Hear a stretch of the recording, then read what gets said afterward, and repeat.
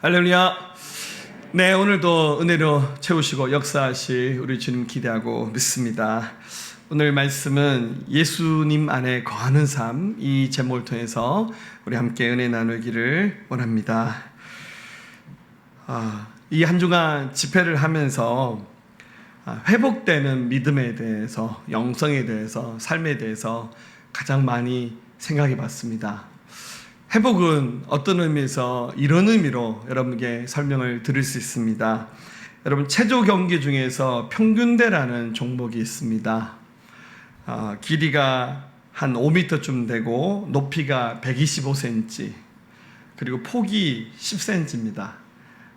보통 성인 남자 손을 펴면 한 뼘이 될까 말까 하는 그 정도의 좁은 폭위에서 90초 동안 연습을 많이 했던 선수들이 거기서 뛰기도 하고 돌고 구르면서 하는 연기가 바로 평균대 연기입니다. 그럼 저 같은 사람이 저 평균대에 올라가면 연기를 잘할 수 있을까요? 대답하지 않으셔도 돼요. 할렐루야.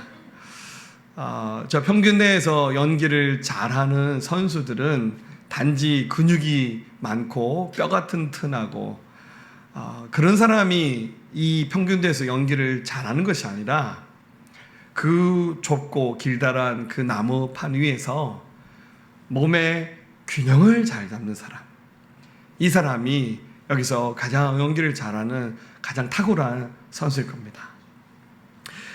믿음도 마찬가지입니다. 회복도 마찬가지입니다. 회복은 우리 신앙의 균형을 잘 잡는 겁니다.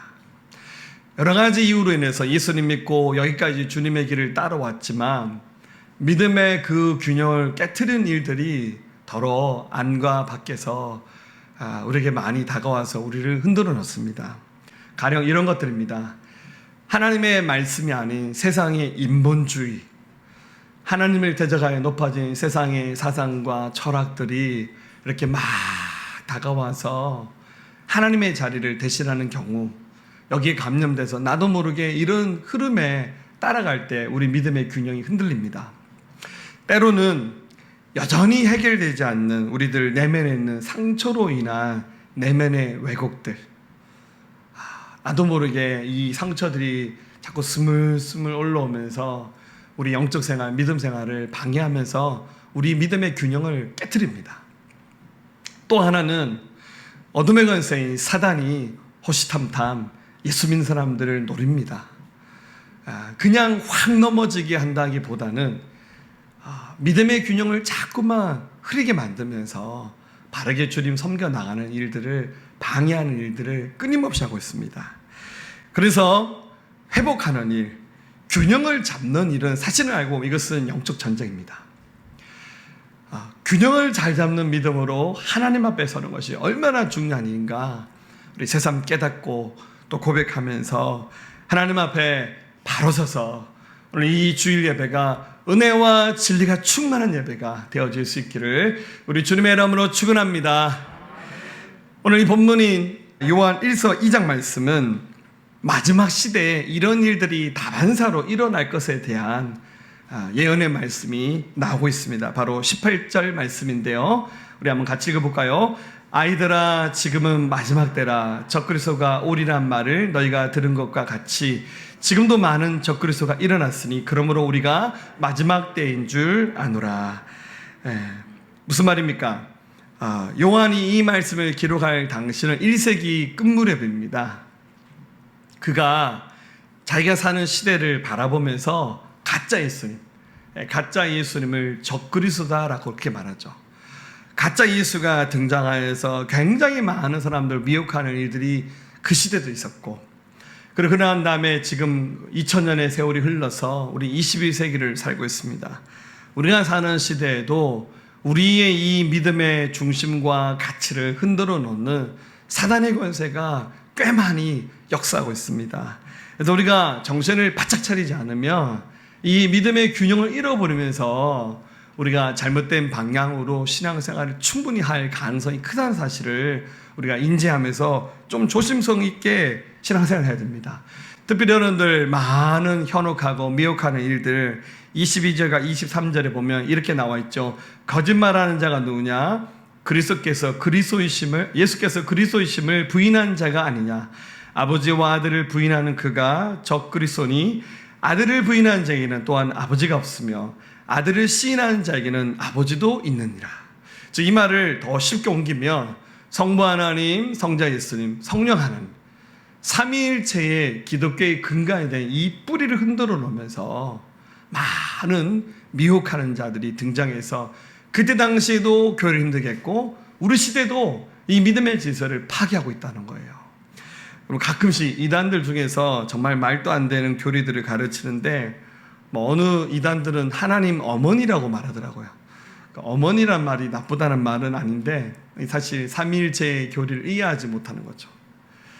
그리고 자기들 믿는 교주 이름을 거기다 딱 얹어놓고는 누구누구를 하나님 아버지라고 부르면서 말도 안 되는 식으로 가르치는데 문제는 굉장히 많은 사람이 그렇게 따라간다는 거예요. 여러분, 저는 지난번 코로나 기간 동안 신천지라고 하는 이단에 대해서 막 세상을 떠들썩하게 만들었던 일들이 있었죠. TV 뉴스에서 그렇게 매일 때리고 난리가 치고 그 교주 이만희 씨가 나와서 죄송합니다라고 기자회견할 만큼 대한민국 전체 전 세계 신천지가 이단이라는 것이 다 알려졌는데요. 들리는 소문에 의하면 그래도 신천지는 무너지지 않는데요. 신천지는 더 부흥한답니다. 이게 어찌된 일입니까? 그만큼 미혹하는 사단의 역사는 한번 이 미혹하는 영에 감염되면 사람들의 의식과 또 이 체계들이 거기 감염돼서 정상적으로 판단하고 행동하는 것이 거의 불가능할 만큼의 일들이 일어나고 있다는 거예요. 신천지 이단 맞습니다. 할렐루야. 하나님의 중심의 교리를 부정하는 사람들, 사단은 그렇게 역사하고 있어요. 그래서 베드로전서 4장 7절에서도 만물의 마지막이 가까웠으니 그러므로 너희는 정신을 차리고 근신하여 기도하라 라고 말하고 있습니다. 믿음의 균형을 잘 잡아야 앞서 말씀드렸듯이 그것 자체가 영적 전쟁이기 때문에 우리가 승리하면서 주님 오시는 날까지 믿음 생활을 온전히 감당할 수가 있습니다. 그래서 오늘 이 말씀을 뭐라고 표현하고 싶냐면 예수 그리스도 안에 우리 주님 안에 거하는 삶이 곧 믿음의 균형을 잡는 영적 전쟁에 승리하는 삶의 근거가 바로 여기서 나온다는 사실을 여러분과 함께 나누기를 원합니다. 자, 예수님 안에 거하는 삶을 어떻게 살아나가야 되겠습니까? 먼저 오늘 본문 말씀에 보면 19절에 그들이 우리에게서 나갔으나 우리에게 속하지 아니하였나니 만일 우리에게 속하였더라면 우리와 함께 거하였으려니와 그들이 나간 것은 다 우리에게 속하지 아니함을 나타내려 함이니라. 자, 예수님 안에 거하는 삶이 무엇인가? 성경은 이것이 뭔지를 분명히 말하고 있는데 그것은 바로 우리에게 속하는 것이다 라고 말하고 있습니다. 이 말씀의 기록자가 사도 요한이죠. 요한이 말한 우리는 누굽니까? 요한과 함께 예수를 믿었던 그들의 제자, 신앙인들, 곧 우리는 요한 공동체. 그리고 이 말을 더 쉬운 우리말로 바꾸면 이것은 바로 교회입니다. 여러분, 신앙은 철저하게 교회 중심으로 하게끔 하나님이 이 믿음의 세계를 설계해 놓으셨어요. 그래서 주님 안에 거하는 삶의 실제가 실현되는 곳은 바로 교회입니다. 지난 코로나에서 약 3년간 많은 사람들이 온라인 예배를 드리면서 온라인 예배도 참 좋구나라는 얘기를 더러 하시더라고요. 온라인 예배가 집중이 더 잘 된다는 얘기도 있더라고요.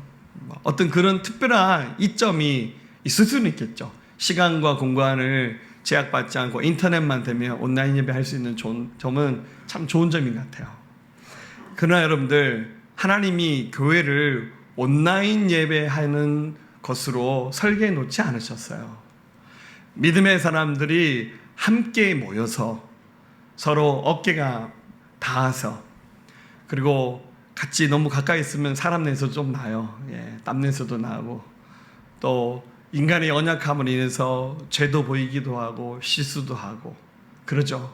그러나 이 모든 과정들을 거치면서 하나님은 당신의 위대한 교회를 세워서 이것을 통해서 우리로 하여금 예수님 안에 거하는 삶이 뭔지를 배우게 하신 거예요.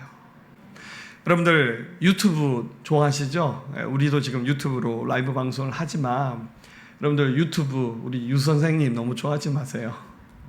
물론 저보다 훨씬 더 설교 잘하는 목사님 설교들도 많이 올라요. 저도 유튜브 많이 봅니다. 다른 목사님들 설교 어떻게 하나 보면서 볼 때마다 시험에 들어요. 제가 제일 못하는 것 같아요. 할렐루야. 할렐루야. 그리고 뭐 우리보다 더 좋은 그런 교회들이 또 굉장히 많죠. 저보다 훨씬 더 탁월하게 말씀 잘 가르치는 목사님들도 많아요. 여러분 그러면 이런 로컬 교회 왜 세웁니까? 여러분들 주일마다 입맛 따라 듣고 싶은 설교 골라서 듣고 싶은 찬양 듣고 그러면 그렇게 신앙생활 할 수도 있잖아요. 그러나 그것은 편의상 코로나 기간 동안 만들어냈던 임시 방편이지 그것이 우리 신앙생활의 본질이 될 수는 없습니다. 힘들고 어려워도 예수님 안에 거하는 삶이 교회 공동체와 함께하는 삶, 분명히 교회 안에 거하지 않는 것은 예수님 안에 거하지 않는 삶이라는 것을 성경은 분명히 말하고 있습니다. 그래서 예수님 안에 거하는 삶은 건강한 예수님의 교회에 연결되어 속해 있을 때 그것이 가능합니다. 물론 여러분들 교회가 많이 부족할 수 있습니다. 여러분 우리 교회 사랑하시죠? 할렐루야. 우리 교회 너무 좋죠? 할렐루야. 근데 아멘 안 하신 몇 분 계신 것 같아요. 네, 우리 교회가 세계에서 제일 좋은 교회 아닙니다. 대한민국에서 제일 좋은 교회도 아니고 포항에서 제일 좋은 교회도 아닌 것 같아요. 어쨌거나 우리 교회 전도는 열심히 합니다. 할렐루야. 네, 또 우리 교회 담임 목회자가 이 세상에서 제일 좋은 목회자, 탁월한 목회자 아닙니다, 여러분들. 저보다 훨씬 더 훌륭한 하나님의 종들 많이 있습니다. 우리 교회 성도들이 제일 좋나요? 네, 솔직히 하셔도 돼요. 좀 부족한 점도 많죠. 그러나 내가 몸으로 경험하고 있는 내가 섬기는 교회에 부족함이 많다 할지라도 여러분 그 부족함을 채워가고 메워가고 이것을 함께 만들어가는 것이 내 사명이지. 여러분들 우리 집 마음에 안 든다고 집 나가버리면 여러분들 나를 받아줄 가정이 어디 있습니까? 때로는 부모님이 마음에 안 들 수도 있고 형제가 마음에 안 들 수도 있고 자식이 마음에 안 들 수도 있어요. 그렇다 해서 연 끊어버리고 집 나가버리면 우리는 가정을 이룰 수가 없어요.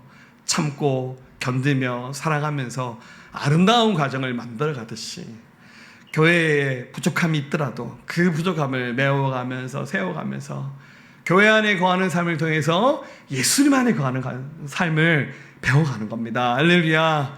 자, 그러면 좀 더 마음이 와닿게끔 예수님 안에 교회 안에 거하는 실제적인 방법은 뭘까요? 오늘 성경 이것을 굉장히 분명하게 말하고 있습니다. 첫 번째는 바로 우리가 하나님의 말씀 안에 거하는 삶이 예수님 안에 거하는 삶이라는 것을 분명히 말해주고 있습니다. 할렐루야. 자, 24절 말씀 같이 읽습니다. 시작. 너희는 처음부터 들은 것을 너희 안에 거하게 하라.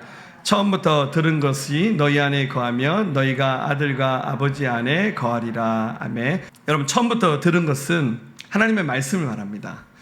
이때 당시는 아직 인쇄술이 없었기 때문에 성경이 이렇게 파피루스나 가죽 표피에다가 말씀을 기록해서 적었는데 부피도 크고 이게 엄청나게 비싸기 때문에 아무나 성경을 사서 소장한 것이 불가능한 시대였습니다. 그리고 아직 성경이 이렇게 한데 모아지도 않았어요. 그래서 누구 집에는 창세기가 있고 누구 집에는 뭐 계시록이 있고 이런 식으로 성경을 일부 소장하는 것이 가능했지 전체를 소장하는 것은 불가능한 거예요. 그래서 하나님의 말씀을 들을 수 있는 곳은 사실은 교회가 유일한 곳이었어요. 가면 하나님의 말씀을 들어요. 그러니까 얼마나 귀합니까? 말씀이 너무너무 사모하고 기대되는 자리가 예배 시간이었어요. 여러분 저는 어릴 때 그랬던 것 같아요. 요즘처럼 이렇게 인터넷이 있던 시대가 아니니까 늘 평상시에 예배 드리다가 어쩌다가 교회에서 한번 기도회가 열리고 부흥회가 열려서 좀 그래도 유명한 강사님 오시면 물론 담임 목사님 설교도 참 좋지만 말씀을 듣는 자리 얼마나 좋아요. 그래서 막 사모하면서 그게 말씀을 들었거든요. 이거 어떤 점에서 특식을 만든 겁니다. 할렐루야. 맨날 콩나물 반찬 먹다가 오늘 완전히 그냥 최고 좋은 뷔페를 먹는 겁니다. 할렐루야. 마치 하나님의 말씀을 늘 먹는 말씀도 감사하고, 또 이렇게 한 주간 우리도 집회했잖아요. 하나님의 말씀이 너무너무 기다려지고 사모하고 기대되는 거예요. 그 말씀 안에 거할 때 이 말씀이 우리 마음에 깊이 새겨지는 거예요. 여기 나오는 이 거하다는 말이 헬라 말로 메노라는 단어에서 나오는데, 이 말은 굳게 머물러 떠나지 말게 하라라는 말에서 이 말씀이 나왔어요. 그래서 하나님의 말씀을 딱 듣는데 이 말씀이 우리 중심을 잡는 거예요. 그래서 어떤 상황과 환경에서도 하나님의 말씀을 까먹지 않고 이 말씀이 마음에 남는 거예요. 이렇게 하려면 최소한 말씀을 암송도 많이 하셔야 되고, 말씀을 읽는 시간들을 늘려 가셔야 돼요. 통독도 하시고 묵상도 하시고 성경 공부도 하시고, 이렇게 말씀을 선포하는 하나님의 말씀도 계속 들어야 돼요. 그러면 평상시에는 이 말씀을 들을 때 들은지 안 들은지 잘 모를 만큼 좀 희미하게 들었다 할지라도, 말씀이 그 속에 머물러 있는 사람들은 때가 되면 이 말씀이 빛을 발하는 순간이 옵니다. 기도할 때 하나님이 우리가 알고 있는 말씀들을 이렇게 떠오르게 하셔요. 이렇게 말씀에 감동이 일어납니다. 이미 들었고 알고 있던 말씀이 희한하게 기도하는 순간 성령의 감동으로 그 말씀들이 이렇게 조각조각 맞추듯이 떠오르고, 특별히 위기의 순간, 영적으로 공격당한 순간 하나님의 말씀이 방패가 되고 공격의 무기가 되어서 사단으로부터 우리를 지켜내는 역할을 반드시 합니다. 왜냐하면 성경에서 말하기를 예수님 자체가 말씀이다라고 말합니다. 요한복음 1장 1절 말씀, 태초에 말씀이 계시니라. 이 말씀이 하나님과 함께 계셨으니 이 말씀은 곧 하나님이시라. 그리고 여러분 요한복음 1장 말씀을 통째로 읽어보면, 문맥상 보면 분명히 말합니다. 말씀으로 오신 하나님, 로고스의 하나님이 바로 예수 그리스도. 그러므로 예수님 안에 거하는 삶의 실제는 하나님의 말씀을 우리 안에, 이 말씀이 우리 안에 머물게끔 하는 거예요. 여러분들 말씀 들을 때 습관적으로 졸고 딴 생각하면서 이러면서 여러분들 말씀 안에 거하는 삶은 좀 어려워요. 여러분들 말씀을 안 읽은데 일주일 내내 성경 말씀 한 장도 안 읽고, 큐티는 내 평생에 큐티는 없다. 성경 공부 나는 공부 너무 싫어합니다. 다음부터는 성경 공부를 하지 말고 성경 뭘 할까요? 성경 놀이를 할까요? 할렐루야. 공부를 하니까 나는 공부 너무너무 싫어요. 여러분들 그게 아니라 정말 이렇게 하나님의 말씀을 가까이 할 때 우리가 어떤 상황과 환경에서도 흔들리지 않고 중심을 잡으면서 주의 길을 갈 수가 있습니다. 여러분들 성경에 나오는 수많은 믿음의 사람들, 또 우리 자신, 우리 주변에 많은 사람들의 간증을 보면 어떻게 변화된 삶을 살았습니까? 물론 여러분들 교회 왔더니 분위기가 너무 좋았어요.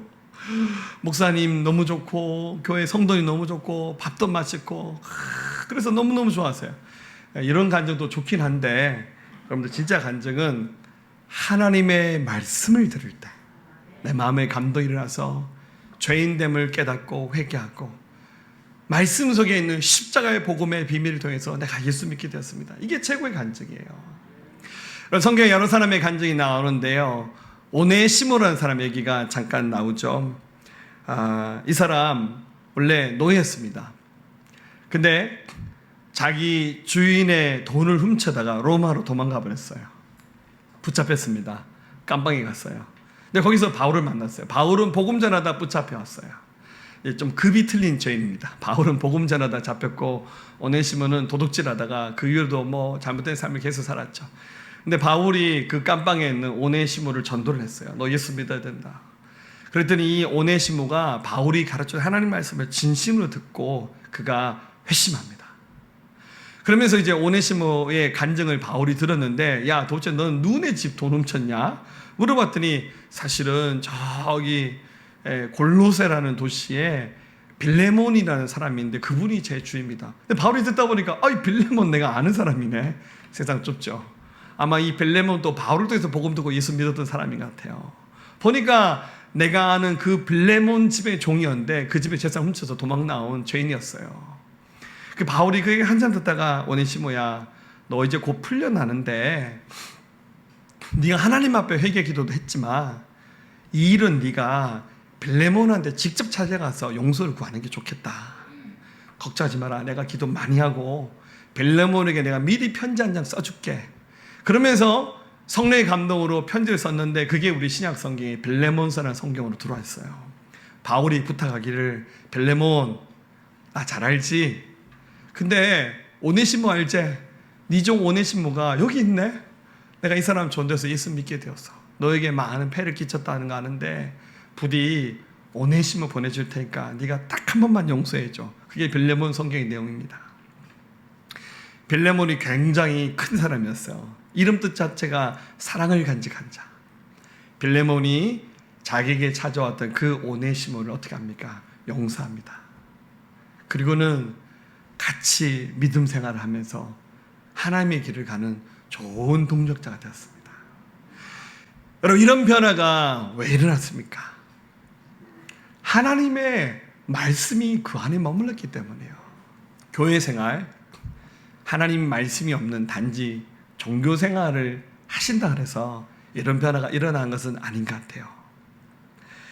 좀 짧은 말씀이라 할지라도 하나님의 말씀을 제대로 듣고 그 말씀을 새길 때 우리 안에 변화가 일어납니다. 마찬가지입니다. 쓰러졌고 또 죄짓고 그런 삶을 살았던 사람들의 경우는 왜 그렇습니까? 여러분, 아담과 하와가 왜 넘어졌습니까? 하나님이 말씀하셨어요. 창세기 3장 3절에 동산 중앙에 있는 나무의 열매는 하나님의 말씀에 너희는 먹지도 말고 만지도 말라. 너희가 죽을까 하노라 하셨느라. 뱀이 여자에게 이르되 너희가 결코 죽지 아니하리라. 하나님이 아담 하와 부부에게 말하기를, 얘들아, 에덴 동산 한 중앙에 선악과라는 나무가 있는데 그거 먹지 마. 먹으면 너희 죽게 될 것이라고. 하나님 말씀하셨어요. 먹지 말라고. 먹지도 말고 만지지도 말고 쳐다보지도 말라고. 그러면 그 말씀을 마음에 새기고 지켜야 되잖아요. 근데 하나님 말씀을 굉장히 가볍게 여겼어요. 에이, 뭐 괜찮은데. 이게 또 만지는 순간 먹는 순간에 바로 죽어버리면 겁이라도 나는데 이게 당장 먹다 죽은 건 또 아니거든요. 죄가 그렇게 해서 무서운 거예요. 근데 뱀이 뭐라 말합니까? 사단이 뱀을 조정하잖아요. 너 그거 먹어도 안 죽어. 하나님 말씀과 정반대 말씀이잖아요. 그 하나님의 말씀을 믿지 않고 사단이 하는 말을 더 믿고 따라가니까 넘어져 버린 거예요. 여러분, 가룟 유다가 예수님 팔아서 배반하잖아요. 성경을 자세히 보세요. 요한복음 13장 2절에 마귀가 벌써 시몬의 아들 가룟 유다의 마음에 예수를 팔려는 생각을 넣었더라. 자, 이 말씀 보면서 이렇게 착각하시면 안 돼요. 아, 유다가 여기 있고 마귀가 뚜벅뚜벅 걸어와서 야, 네 예수님 팔아래 하면서 마귀의 생각을 머릿속에 싹 집어넣었다? 그런 거 아닙니다, 여러분들. 마귀는 형체가 없어요. 우리 눈에 보이지 않아요. 유다가 마귀여 말하소서 이러면서 들은 게 아니에요, 여러분들. 그냥 다가와서 유다의 생각 속에 들어간 거예요. 생각을 감염시킨 거예요. 너 예수님 팔아라. 팔면 돈도 벌 수 있고 너 여러 가지 너한테 좋다. 마귀가 속삭이는 말을 분별하지 못한 거예요. 사단은 이렇게 우리의 생각이나 감정과 의지 속에 다가와서 우리를 오염시키는 거예요. 그런데 우리 속에 하나님의 말씀이 있으면 하나님 말씀이 표준, 캐논이잖아요. 말씀에 딱 빚어봤을 때 이거는 하나님 기뻐하신 것이 아니다. 이렇게 가면 내가 쓰러질 수밖에 없구나. 어떻게 돼요? 그 생각을 밀어뜨리면 되잖아요. 안 받아들이면 되는 거예요. 그럼 베드로가 예수님 앞에 엄청나게 한번 야단맞은 적이 있죠. 예수님이 십자가 지고 많은 인류의 구원을 위해서 당신이 희생의 제물이 되시겠다라고 말씀하실 때 베드로가 어떻게 말합니까? 예수님이 십자가 지고 죽으면 어떡하냐고. 인간적으로 보면 베드로의 생각이나 말이 맞잖아요. 그래서 베드로 예수님이 뭐란 말합니까? 예수님 십자가 지시면 안 돼요. 왜 예수님이 십자가 지고 돌아가십니까? 예수님이 그 베드로의 말을 듣고 뭐란 말합니까? 베드로를 2인칭으로 말합니다. 사단아 물러가라. 네가 하나님의 일을 생각하지 않고 사람의 일을 생각하고 말한다. 그럼 베드로 마귀 아닙니다. 베드로가 마귀면 베드로 잡아야죠. 할렐루야. 베드로의 그 생각과 말이 틀렸는데 그 말과 생각의 근원이 어디서 온 겁니까? 사단이 준 거예요. 예수님 분명히 말했잖아요. 이 사단아 물러가라고. 2인칭으로 그냥 바로 그를 칭하신 거예요. 나도 모르게 사단이 주는 잘못된 생각, 감정들이 우리를 오염시킬 수 있다는 거예요. 저도 그럴 수 있고 여러분 다 그럴 수 있어요. 근데 그 순간 하나님의 말씀이 있으면 분별이 되잖아. 아, 이건 아닌데. 예수 그리스도로 명령합니다. 이 잘못된 생각들은 떠나갈지어다. 대적하면 그 생각이 사라집니다. 할렐루야.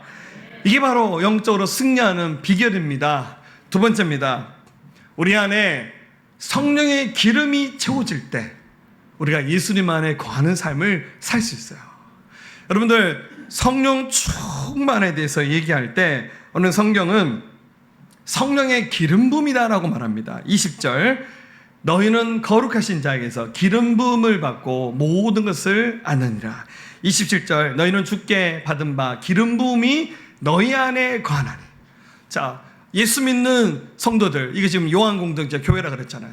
너희는 이미 성령의 기름 부음을 받은 자라라고 말했어요.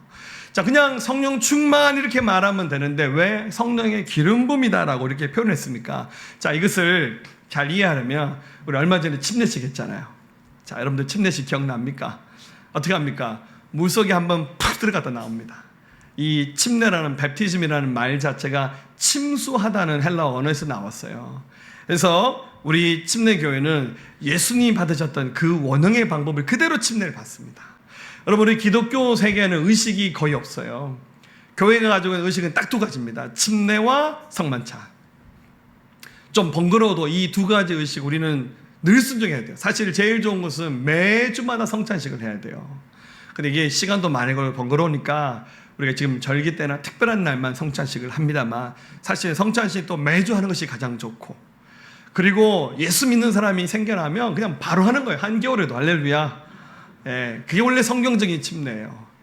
예, 그런데 여러분들 이 침례 받을 때 어떻게 합니까? 물속에 완전히 푹 들어갔다 나오는 거예요. 그래서 이 성령 침례는 바로 성령의 기름 부음, 어노인팅을 상징적으로 이미 보여주고 있는 거예요.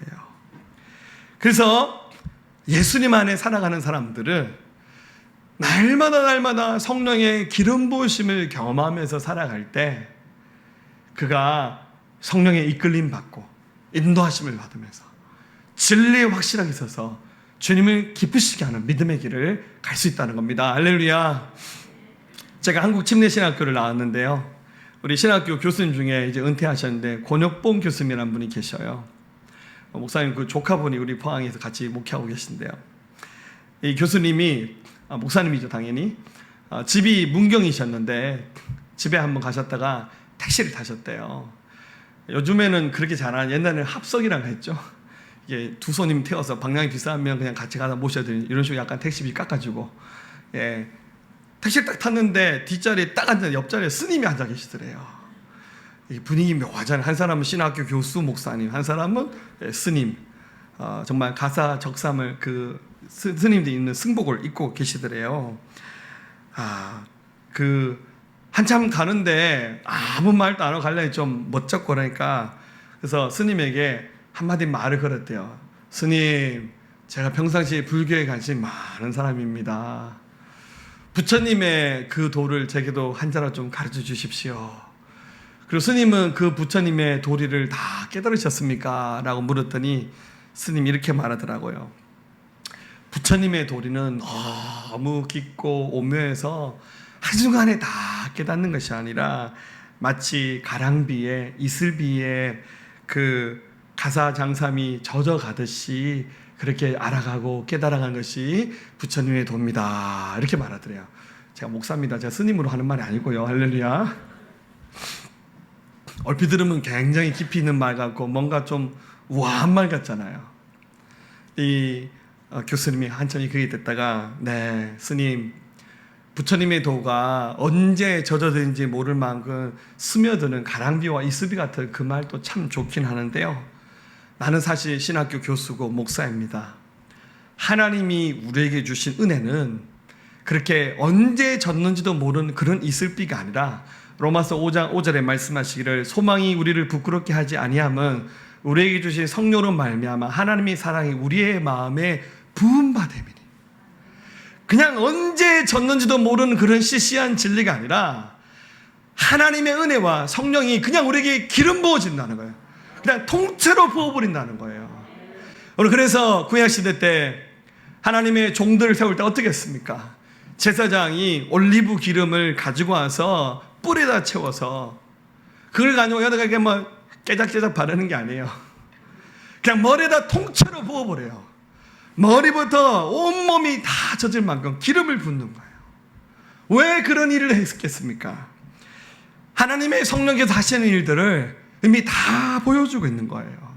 그래서 예수 믿는 사람들은 27절에 너희는 주께 받은 바 기름 부음이 너희 안에 거하느니 아무도 너희를 가르칠 필요가 없고 오직 그의 기름 부음이 모든 것을 너희에게 가르치며 또 참되며 거짓이 없으며 너희를 가르친 그대로 주 안에 거하라. 그래서 예수 믿는 사람들은 성령의 기름 부으심을 사모해야 돼요. 또 그런 삶을 살아내는 것이 그게 곧 주 안에서 거하는 삶의 실제라는 사실을 보여주고 있습니다.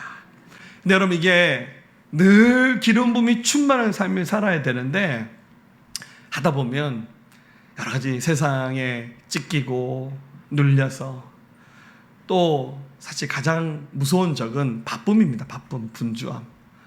너무 바빠요. 너무 바빠. 막 아침에 별 보고 나가서 별 보고 퇴근할 만큼 바쁘고 분주하고 그러다 보니까 기도할 시간이 없어요. 예배할 시간이 없고 말씀 읽을 시간이 없어요.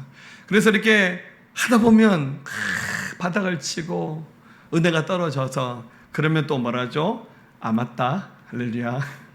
네, 우리 교회에서 또 뭐합니까? 집회도 하고 수련회도 하고 그러면서 또 한 번 우리의 그 바닥을 치는 믿음을 끌어올리면서 우리 안에 말씀을 채우고 성령의 기름을 채워 나갈 때 그리고 교회 건강한 교회 공동체 여름을 덮고 나갈 때 그럴 때 우리 영혼이 소생해서 살아나가는 겁니다. 할렐루야.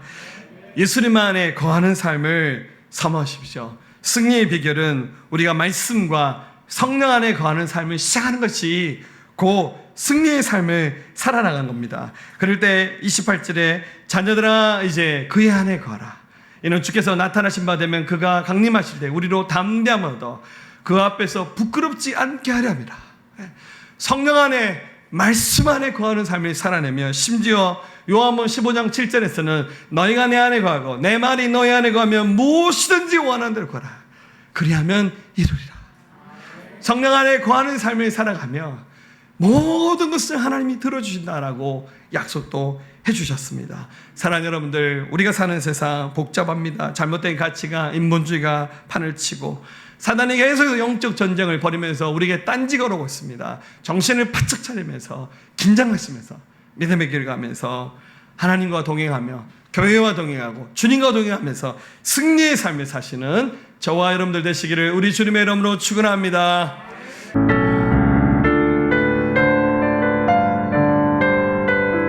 아무것도 두려워하지 말라. 아무것도 두려워 말라. 주 나의 하나님이 지켜주시네.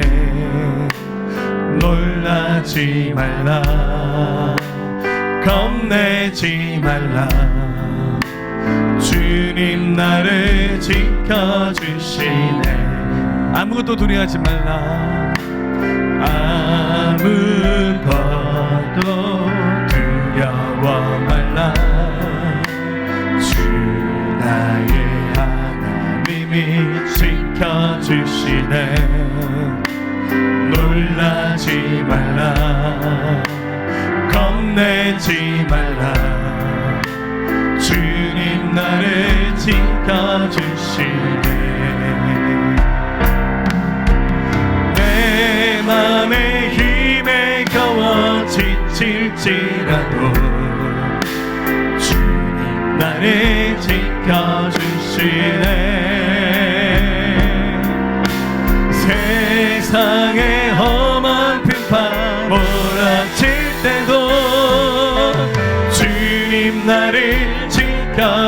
되시네.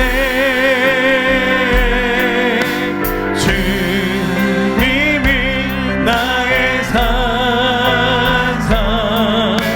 주님이 나의 요새, 주님이 나의 소망, 나의 힘이 되시며, 내 맘에 힘에 겨워 지칠지라도, 내 맘에 힘에 겨워 지칠지라도 주 나를 지켜주시네. 세상의 험한 풍파 몰아칠 때도 주님 나를 지켜주시네. 주님이 나의 산상, 주님이 나의 요새, 주님이 나의 소망, 나의 힘이 되시며.